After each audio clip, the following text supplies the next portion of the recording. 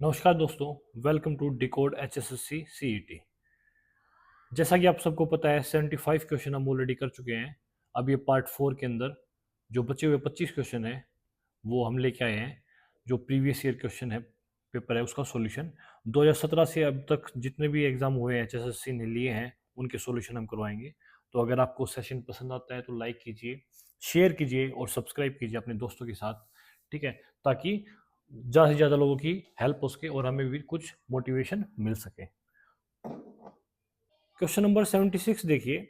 The maximum area of rectangle inscribed in the circle x+1 का whole square plus y-3 का whole square is equals to 64। ये एक circle की equation दी गई है। ये हमारे पास सर्कल है, इसके अंदर कोई रेक्टेंगल है, ठीक है, वो इंस्क्राइब्ड है, तो उसका मैक्सिमम एरिया कितना हो सकता है, ये क्वेश्चन के अंदर पूछा गया है। तो इस क्वेश्चन को करने के लिए सबसे पहले इक्वेशन देखते हैं, ठीक है। जो सर्कल की इक्वेशन होती है x माइनस एच का square plus y minus k का square is equals to r square. और जो h के होते हैं, h के ये होते हैं सेंटर ऑफ सर्कल। जो सेंटर के कोऑर्डिनेट होते हैं वो होते हैं h के, और जो r है, r यहाँ पर क्या है, रेडियस है। तो अगर इस फॉर्मेट को अगर मैं कंपेयर करूं इस इक्वेशन से, तो हमें यहाँ पर क्या पता लग रहा है, हमें पता लग रहा है कि जो h की वैल्यू है वो है -1, और जो k की वैल्यू है वो है 3। मतलब कोई भी सर्कल है जिसका सेंटर है वो क्या है, -1 3, और यहाँ से क्या पता लग रहा है कि r की वैल्यू कितनी है 8, क्योंकि r² 64 की इक्वल होगा, तो r की वैल्यू कितनी होगी 8। मतलब रेडियस है वो कितनी है 8 यूनिट्स है, या फिर 8 सेंटीमीटर, कुछ भी बोल सकते हैं, ठीक है।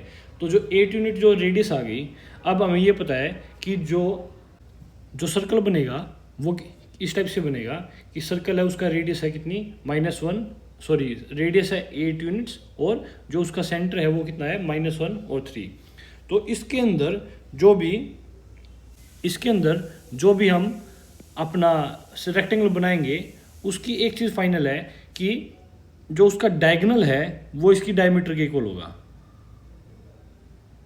जो डायमीटर के इक्वल क्या हुआ है, इस रेक्टेंगल का diagonal.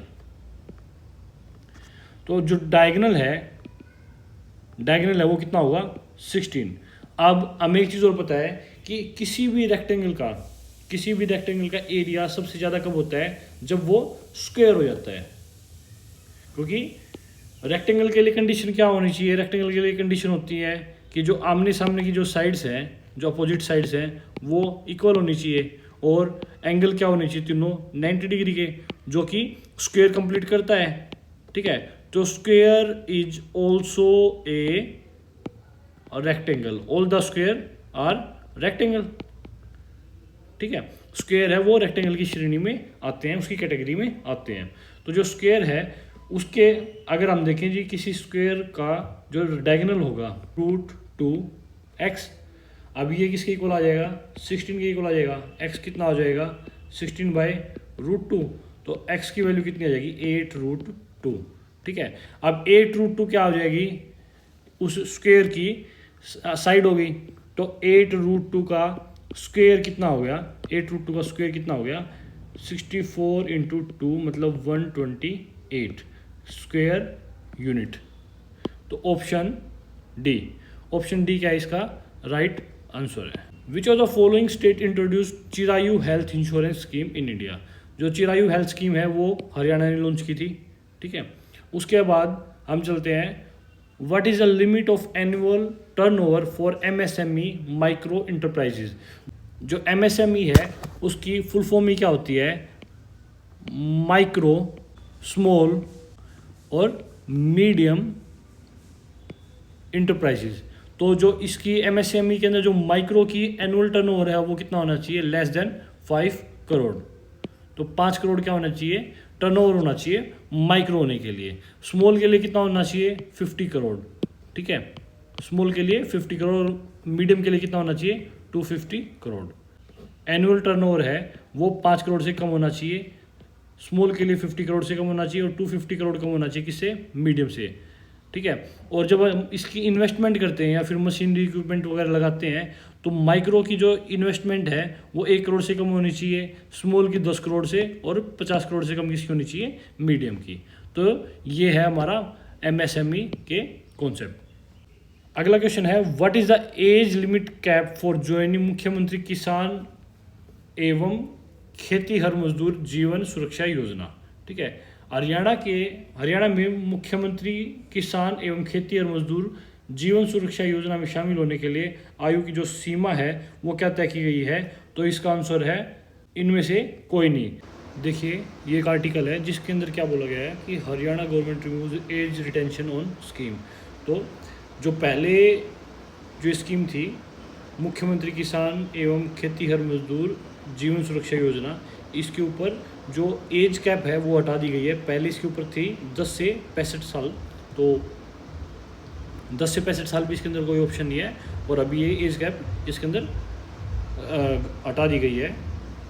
Now children younger than 10 year and person older than 65 year will also be eligible for benefit age under the scheme.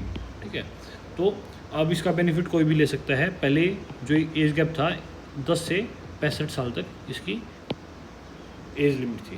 ठीक है, तो इसका आंसर है इनमें से कोई नहीं, नन ऑफ द अबव। अगला क्वेश्चन है dash used in the manufacture of paint and liquor. Paint और रंग और रोगन को बनाने में क्या प्रयोग होता है, इसका आंसर है ग्लिप्टल। ठीक है, glyptal is the right answer, option D. Consider the following statement about index of industrial production Haryana and choose the right option given below. The IIP is presently being prepared in the state by the Department of Economic and Statistical Affairs, Haryana. The present base year for calculation of IIP 2021-22। तो जो इसका जो right answer है वो होगा option A, only the statement 1 is correct. जो IIP है वो उसको इकोनॉमिक और स्टैटिस्टिकल अफेयर हरियाणा देखती है। इसका जो बेस ईयर है वो 2011 से 2012 है। ठीक है, प्रीवियसली इसका जो बेस ईयर था वो 2004 से 5 था। 2017 के अंदर इसको चेंज कर दिया गया और 2011 से 12 कर दिया गया था। ठीक है, तो जो IIP का जो बेस ईयर है वो 2021-22 नहीं है, 11-12 है। Which part of Indian constitution deal with the fundamental right. जो फंडामेंटल राइट है उससे डील करता है पार्ट 3 ऑफ द कॉन्स्टिट्यूशन। जो पार्ट 1 है उसके अंदर इंडिया के बारे में, यूनियन के बारे में। जो पार्ट 2 है उसके अंदर जो सिटीजनशिप है उसके बारे में है। और जो पार्ट 3 है वो फंडामेंटल राइट्स के से डील करता है। आर्टिकल 12 से 35 क्या है, फंडामेंटल राइट्स। उसके बाद आर्टिकल 36 से 51 क्या है, DPSP, directive principle of state policy. The word सिगरेटिस मेगामलाइंसिस इज रिलेटेड विद। जो ये वर्ड है ये है साइंटिफिक नेम, ये किसका साइंटिफिक नेम है, तो जो ये वर्ड है ये बटरफ्लाई तितली से क्या है, रिलेटेड है। AZNMO और P एक परिवार के सदस्य हैं, 2 विवाहित जोड़े हैं।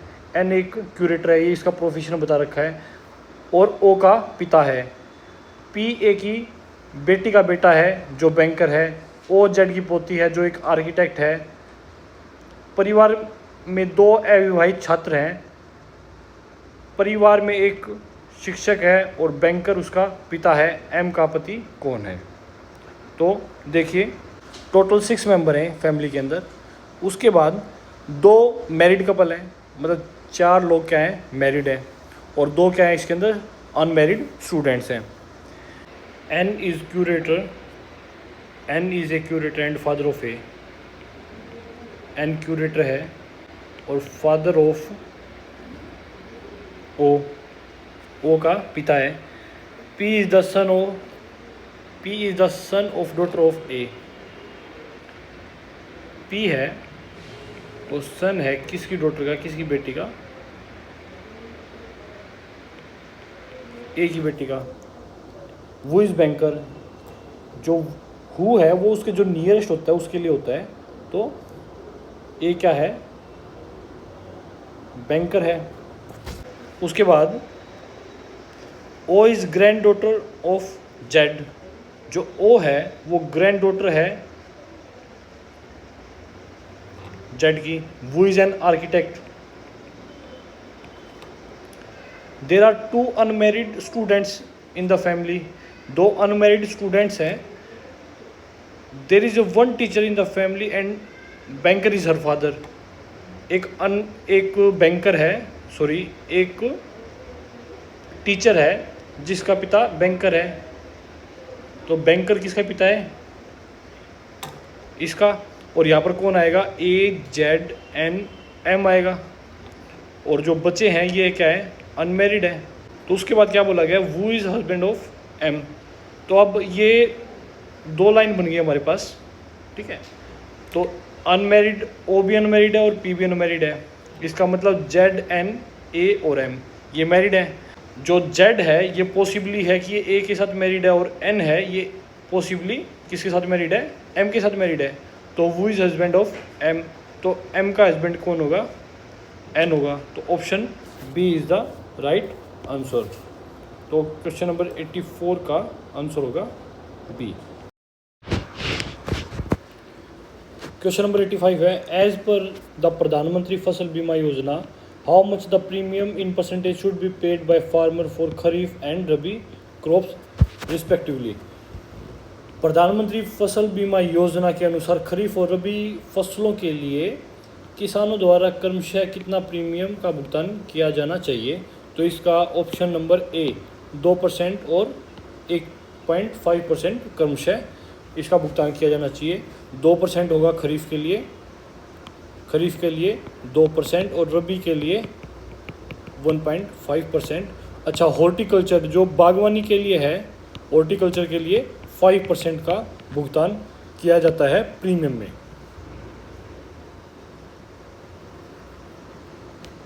क्वेश्चन नंबर 86 है, as we go from equators to pole the value of जी।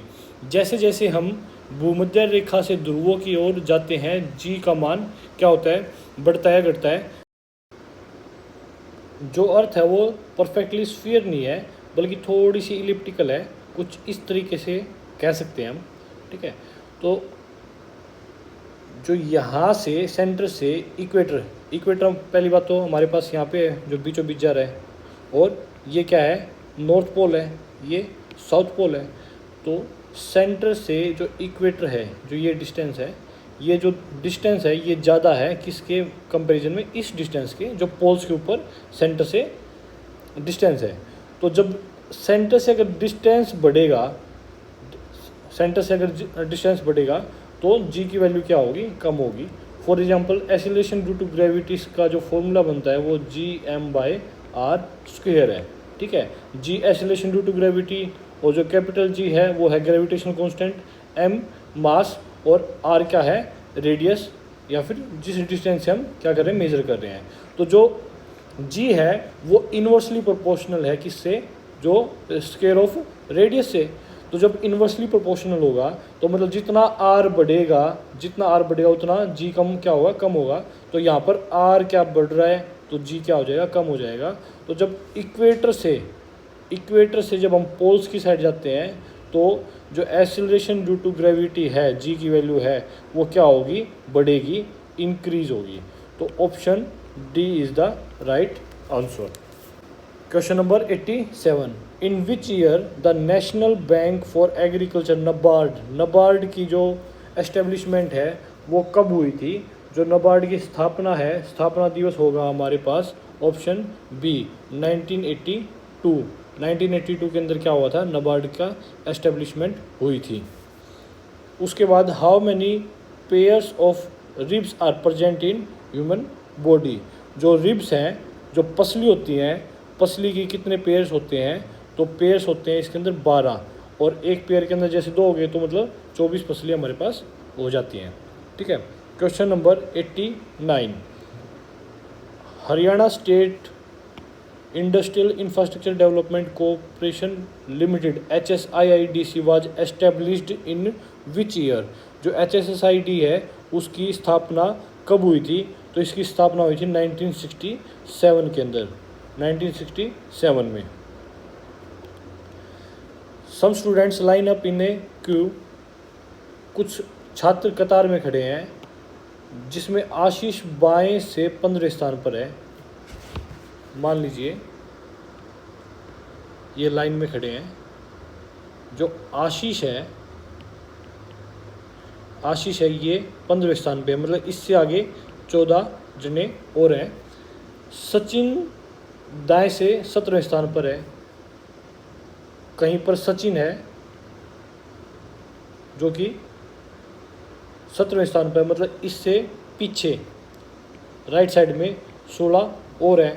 यदि वे अपना स्थान बदल लें, मतलब अगर आशीष सचिन की जगह चला जाए और सचिन आशीष की जगह चला जाए, तो सचिन दाएं से 15वें स्थान पर होगा।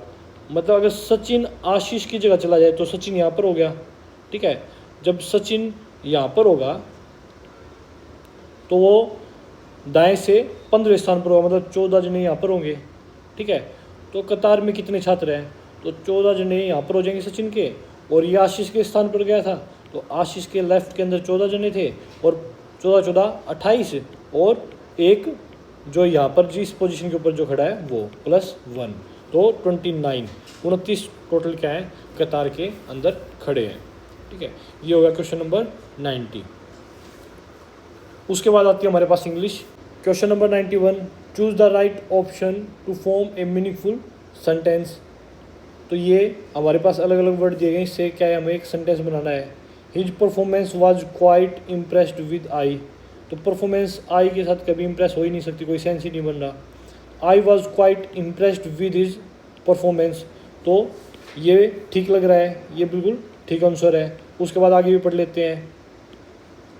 आई with his performance was quite impressed, इसकी सेंटेंस फॉर्मेशन गलत है। His performance was with I was quite impressed, ये भी गलत हो जाएगा। तो जो सबसे अच्छी सेंस बना रहा है वो क्या है? Option B. Choose the correct meaning of the following idiom and expression, ठीक है। तो इसका ओपन सीक्रेट क्या होता है? जो सभी को पता होता है, तो known to all, option A is the right answer.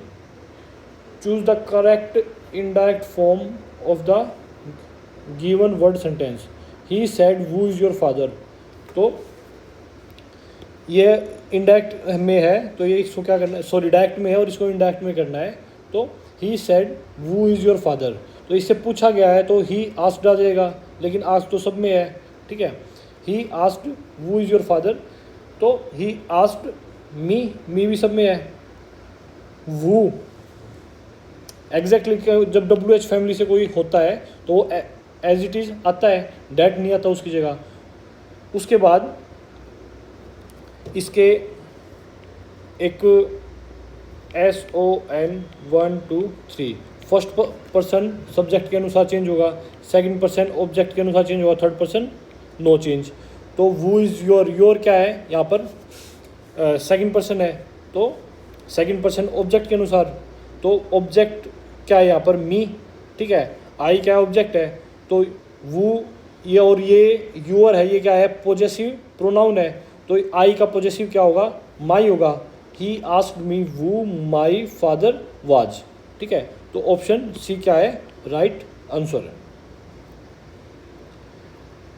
Choose the correct spelling of the given word, ठीक है।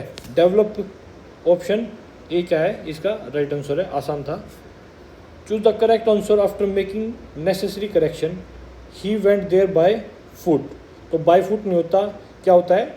ऑन फुट होता है। तो ऑप्शन ए क्या है? राइट आंसर है, ठीक है। उसके बाद आती है हमारे पास हिंदी। स्वाधीन, स्वाधीन क्या होता है? स्वाधीन को अगर हम इसका विच्छेद करें तो सौ प्लस अधीन, जो खुद के अधीन हो, ठीक है। इसका जो विलोम होगा वो क्या है? खुद के अधीन का जो उल्टा होगा विलोम होगा वो क्या है? दूसरों के अधीन, तो पराधीन, पर प्लस अधीन, ठीक है। संधि के कितने वेद होते हैं? संधि के 3 वेद होते हैं। ठीक है। संधि के कितने भेद होते हैं? संधि के 3 भेद होंगे, स्वर संधि, व्यंजन संधि और विसर्ग संधि। क्रिया के मूल रूप को क्या कहते हैं? जो क्रिया के मूल रूप को क्या कहते हैं? धातु कहते हैं। तो इसका आंसर है धातु। मधु शब्द के सही अर्थ का चयन कीजिए। मधु के सही अर्थ होगा शहद, क्योंकि जो मधुमक्खी बोलते हैं वो इसलिए बोलते हैं कि वो शहद बनाती है, तो शहद इसका क्या होगा? मधु का सही अर्थ होगा। जो कठिनाई से मिले उसे क्या कहते हैं? जो कठिनाई से मिले उसको कहेंगे दुर्लभ। दुर्गम क्या होगा? जहाँ जाना मुश्किल हो, ठीक है। दुष्कर क्या होगा? जिसको करना मुश्किल हो। दुर्बल जिसके अंदर बल ना हो, ठीक है। तो जो दुर्लभ है वो क्या है? इसका राइट आंसर है। तो इसी के साथ हमारा जो ये पेपर था ये हुआ पूरा। अगर आपको ये वीडियो पसंद आई है तो वीडियो को लाइक कीजिए, शेयर कीजिए, चैनल को सब्सक्राइब कीजिए, ठीक है, और हमारी हेल्प कीजिए ताकि हमें मोटिवेशन मिल सके और आपके लिए अच्छे से अच्छा कंटेंट ला सकें। तो I hope you are doing well. Thank you. जय हिंद।